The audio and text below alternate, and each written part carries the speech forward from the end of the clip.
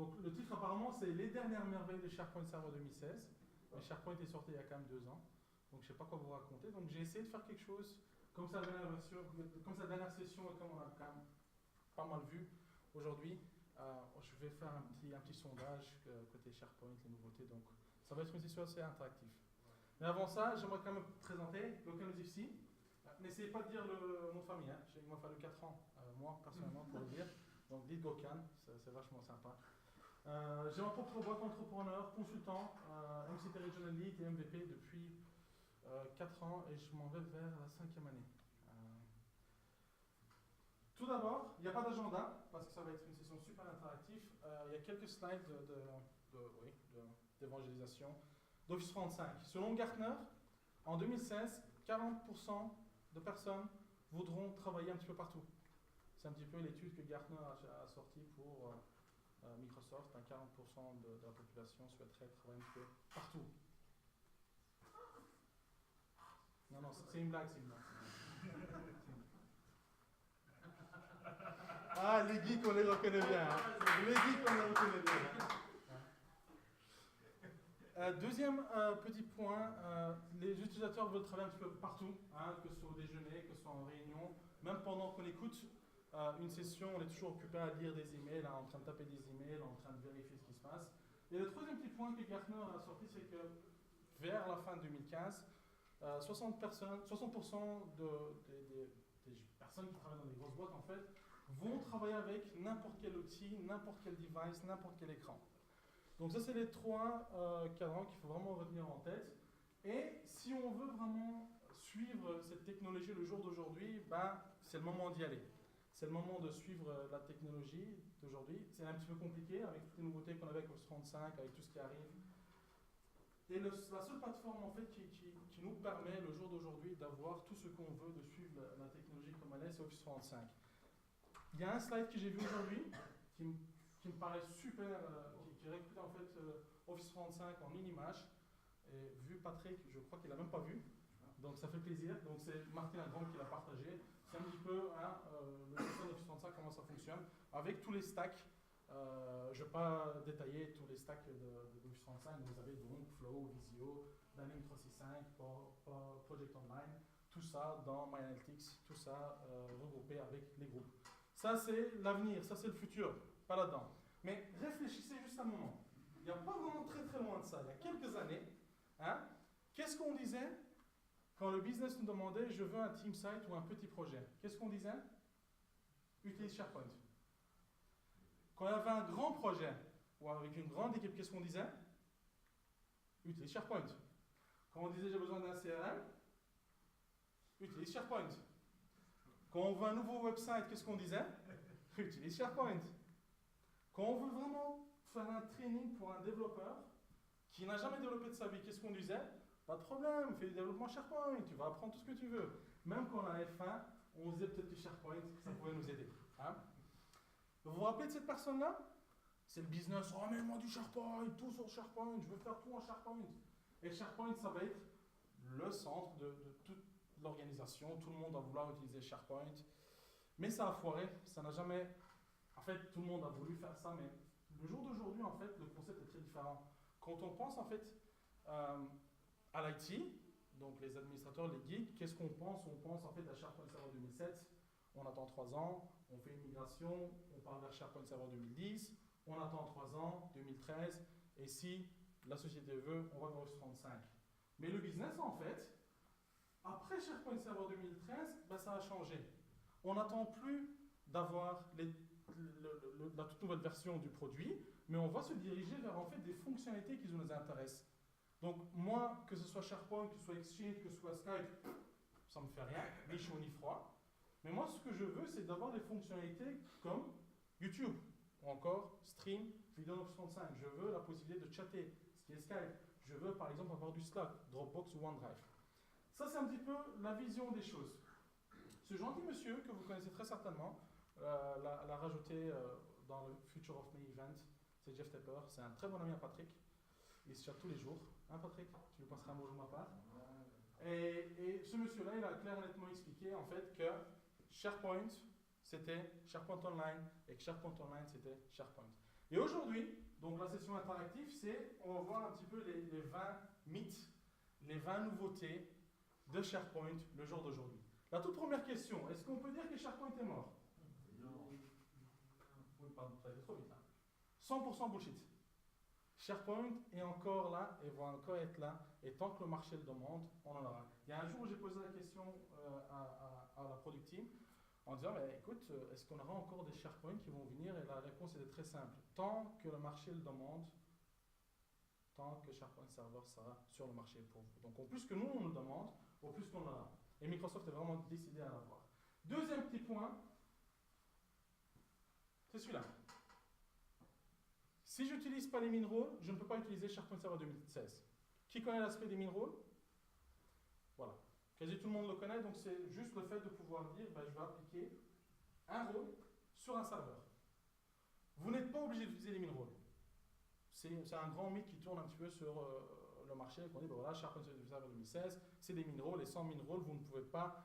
SharePoint, c'est pas vrai. On peut parfaitement utiliser SharePoint sans min roles, on peut même combiner des rôles. Donc je peux parfaitement dire, ben voilà, je veux 2 rôles et 2 qui sont sans min roles, qui sont custom mode. On peut même combiner les deux. Troisième question, ou mythologie, c'est shared min role, ben c'est qu'avec SPM. C'est pas vrai, c'est avec le Aurélien? Pas Content Pack, mais Feature Pack. Voilà, donc c'est pas avec le SP1 qui arrive, c'est pas avec le Content Pack ou autre, c'est vraiment le Feature Pack qu'il faut installer, et ça vient sur votre SharePoint Server 2016, donc pas applicable sur SharePoint Server 2013. D'accord?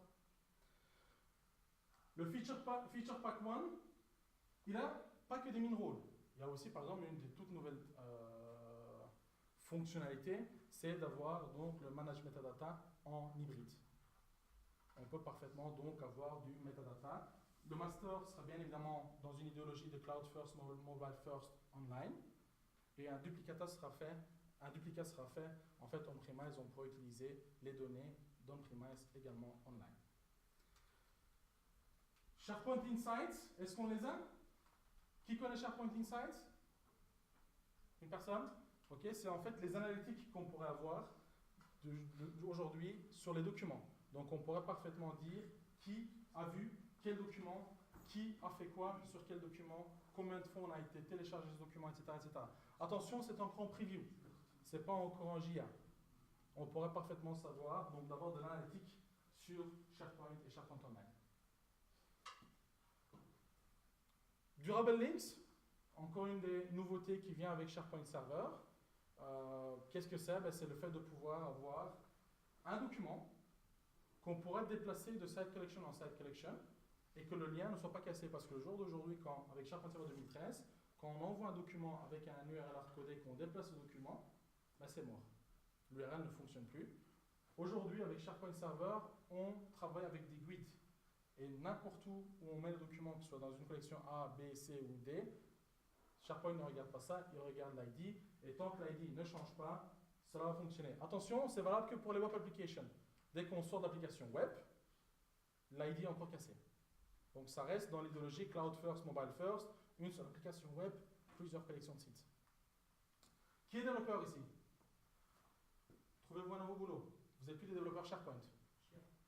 Vous êtes des développeurs, tout court.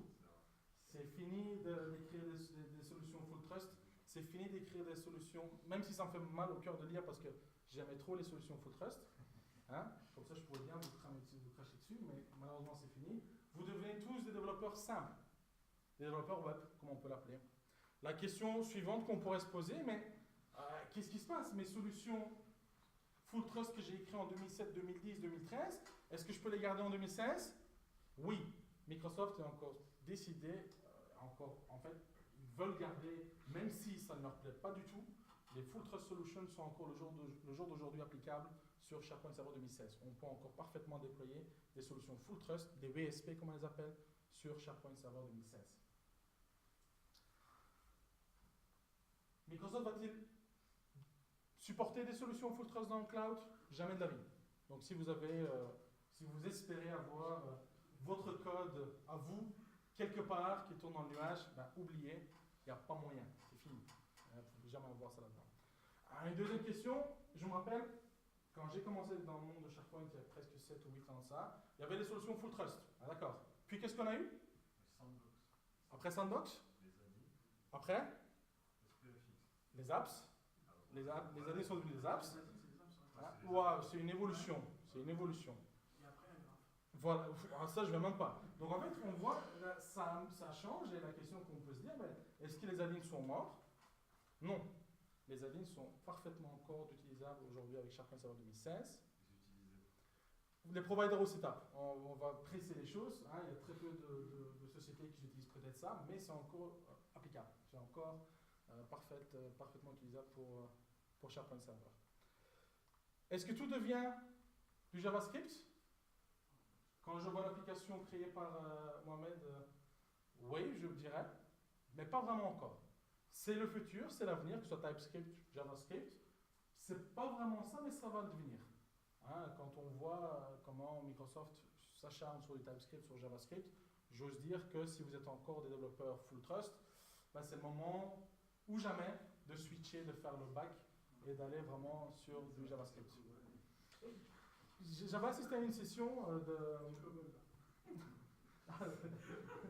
Donc, oubliez tout ce qui est ça, focalisez-vous sur du JavaScript. Hein, quand j'ai vu la session de Dell EMC, quand j'ai vu la puissance qu'on peut juste avoir avec du JavaScript, c'est phénoménal.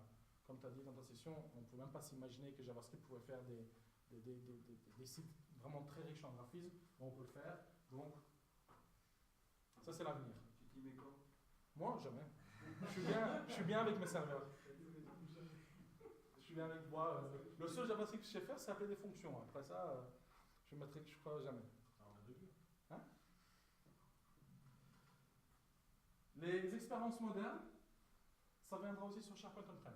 Ça a été annoncé à ESPC, je ne me trompe pas. Ça viendra aussi sur de l'on-prem. Donc tout ce qu'on voit sur Office 365 pour tout ce qui est expérience moderne, je clique ici, tout ce qui est nouveau blog, Delft Profile, etc. Tout ça, ça viendra on-prem. Et si je ne me trompe pas, c'était le Q1 2017, c'est ça Patrick, hein? Ouais.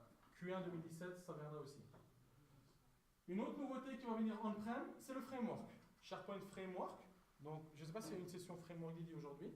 Il n'y en a pas eu, mais donc c'est la nouvelle manière de coder des web parts au sein d'Office 365. Ça viendrait également sur de l'on-prem. Donc, si vous décidez de vous mettre dans le JavaScript et dans le TypeScript et vous décidez d'utiliser tout ce qui est Yeoman, Glop, etc., n'ayez pas peur, ça viendra aussi sur de l'on-prem. Donc, ça montre vraiment que Microsoft est, comment dire, ils ne veulent pas lâcher tout ce qui est on-prem. Donc, toute personne qui ose dire encore SharePoint est mort, va recevoir 2 plaques de la part de Patrick. Ça, c'est sûr et certain. Donc, attention, toi, Hakim, derrière, je te vois. Je te vois déjà arriver. Non, tu sais, il ne peut pas faire. Il peut pas faire. Ça, c'est ce que je viens de faire. Ah oui, bon. Le SPFX, SharePoint Framework, il est tellement puissant que j'ai vu une démo spéciale à Keynote que ça pourra même fonctionner avec SharePoint Server 2013 et avec 2010. Donc tout le code que vous allez écrire pour créer vos parts ne sont pas que pour 2016, mais aussi pour 2013 et même 2010. Donc si vous avez des systèmes legacy que vous ne pouvez pour X et Y raison ne pas migrer vers le nuage ou vers SharePoint Server 2016, vous pouvez parfaitement utiliser le code, les web parts aussi sur de la legacy comme 2010 ou 2017. Je n'ai pas vu, mais 2010, je suis presque sûr. Est-ce qu'on peut migrer directement de SharePoint Server 2007 vers 2016 ou Office 365? Oui, on peut. Hein, il y a des outils, notamment K2, nous aide pour les applications.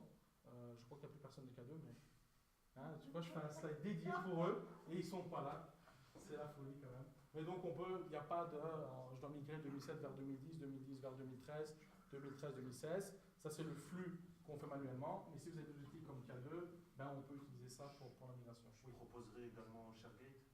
Oui, comme eux étaient des sponsors, j'ai voulu faire plaisir, mais, vous avez SharePoint, ShareGate, vous avez un million d'outils qui vous permettent de migrer en fait les données, les applis, etc., etc. Et vous avez même un outil qui permet, qui s'appelle SPCAF, de vérifier les performances de vos solutions, qui est encore un outil magistral. SharePoint, Office France, SharePoint et SharePoint Online vont devenir le même. Effectivement, c'est la réalité. Maintenant, vous n'allez jamais avoir quelqu'un de Microsoft dire ça, et ça c'est mon opinion à moi, mais quand on voit, pour ceux qui ont utilisé SharePoint depuis des années, quand on retire Excel Services, quand on retire des SQL vNext, tout ce qui est reporting services, SSRS, BI, etc., quand on retire l'agent FIM, quand on retire ça, quand on retire ci, en fait, la valeur ajoutée dès qu'on a avec SharePoint, genre je veux tout dans SharePoint, ben on l'a plus. Et en fin de compte, l'avantage, c'est pour avoir une uniformisation de SharePoint et de SharePoint Online, c'est que dans quelques années, les deux plateformes vont être parfaitement la même chose. Comme ça, on ne pourra même plus faire la distinction entre si je suis on-prem ou si je suis dans le nuage, côté utilisateur. Et le dernier slide. SharePoint, Microsoft travaille déjà sur la vNext. Ils nous ont annoncé il y a un an de cela que Microsoft était en train de travailler sur Office 17 et qu'il y aura une nouvelle version de SharePoint Server qui va sortir. Donc toute personne qui dit ouais, SharePoint Server 2016 c'est la dernière version, c'est pas vrai. Et comme j'ai dit, tant que le marché est là, et j'arrête là-bas parce que je vois déjà, il y a beaucoup de gens qui baillent déjà, c'est la fin de la journée, il y aura encore une vNext, et je suis même presque sûr qu'il y aura encore une vNext de vNext. Mais il faut que le marché demande encore. Et une des raisons pourquoi on a eu encore SharePoint Server 2016, c'est parce que 80% de Fortune 500 en fait, qui utilisaient SharePoint, ont dit ben nous on n'ira pas dans le nuage, pour X et Y raison. Et c'est juste pour cette raison-ci que Microsoft a décidé de sortir la SharePoint Server 2016. Et maintenant on est au courant, il n'y a pas tout le monde qui va avec le nuage malgré que c'est l'avenir. Il y a encore beaucoup de sociétés qui restent dans la legacy. La réalité qui est en face, c'est pour ça que les topologies hybrides deviennent de plus en plus matures, de plus en plus d'options d'aller vers de l'hybride. Et ça c'est vraiment autre sujet. Voilà, je vous laisse une session de 20-25 minutes. C'est la fin de la journée.